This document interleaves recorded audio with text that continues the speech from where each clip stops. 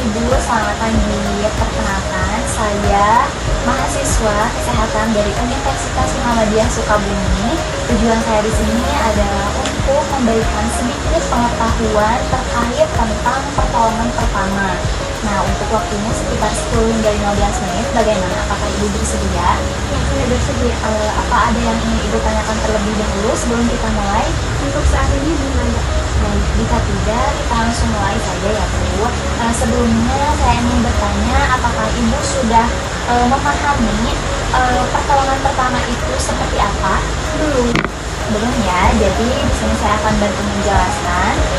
Jadi pertolongan pertama itu adalah pertolongan pertama pada kecelakaan adalah tindakan awal yang dilakukan secara cepat dan tepat kepada korban kecelakaan sebelum mendapatkan bantuan medis profesional untuk mencegah terjadinya kondisi yang lebih buruk.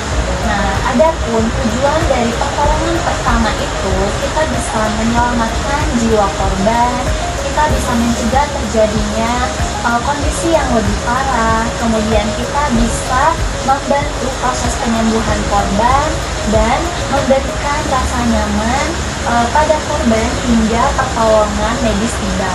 Selanjutnya di sini ada prinsip-prinsip pertolongan pertama atau disebut juga dengan prinsip ABC. Nah, apa saja sih? Di sini ada 4 ya Bu. Yang pertama ada airway atau jalan nafas. Pastikan apakah jalan nafas korban terbuka. Jika korban tidak sadarkan diri, pastikan kepala dimiringkan ke belakang untuk membuka jalan nafas dan bersihkan jalan nafas jika terdapat muntahan, darah, dan juga benda asing lainnya. Yang kedua yaitu ada breathing atau pernafasan. Pastikan apakah korban bernafas dengan normal atau tidak dan bantu pernafasan jika korban tidak bernafas dengan normal. Yang ketiga ada circulation atau sirkulasi, periksa denyut nadi korban, dan yang terakhir ada disability atau kesadaran dan cedera saraf. Cek kesadaran korban dengan cara memanggil, menepuk bahunya atau menggoyang bahunya dengan cara perlahan, dan periksa tanda-tanda cedera kepala dan tulang belakang. Kemudian kita bisa juga memeriksa seluruh tubuh korban untuk mencari luka lain seperti perdarahan, patah tulang, atau luka bakar.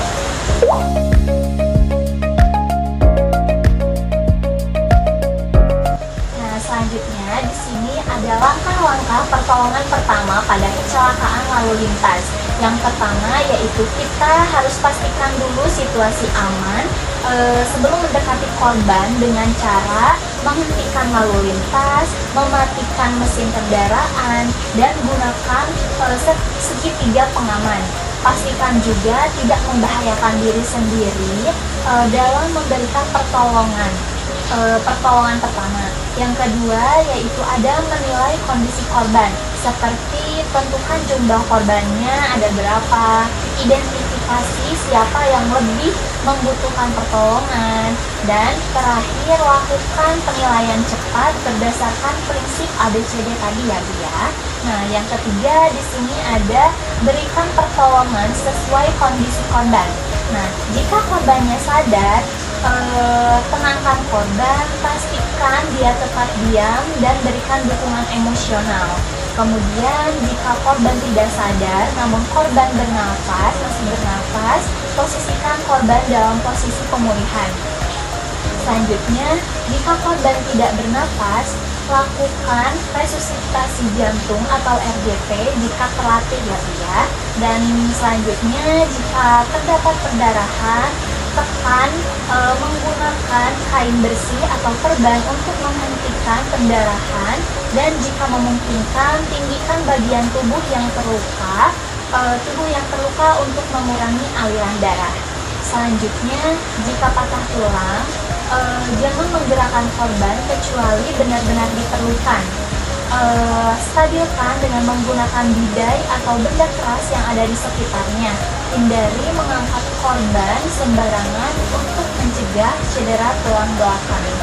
Selanjutnya ada jika luka bakar, dinginkan luka luka bakar dengan air mengalir selama 10-15 menit. Dan ingat, jangan aplikasikan atau oleskan pasta, minyak, ataupun air. Dan pantau kondisi korban secara berkala, pantau terus pernapasan, denyut jantung,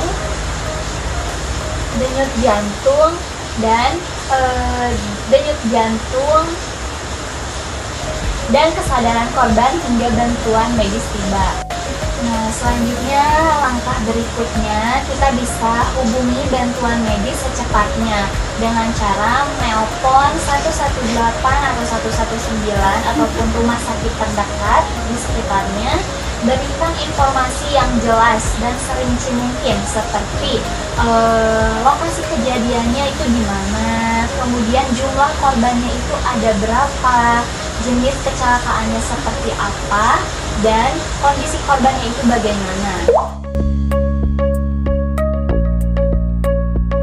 Yang terakhir di sini ada hal-hal yang perlu diingat,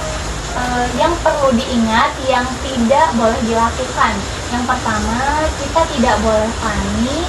Kemudian yang kedua, jangan memberikan makanan ataupun minuman pada korban yang tidak sadarkan diri. Yang ketiga, jangan memindahkan korban dengan sembrono, harus hati-hati. Yang keempat, jangan melepaskan helm secara paksa atau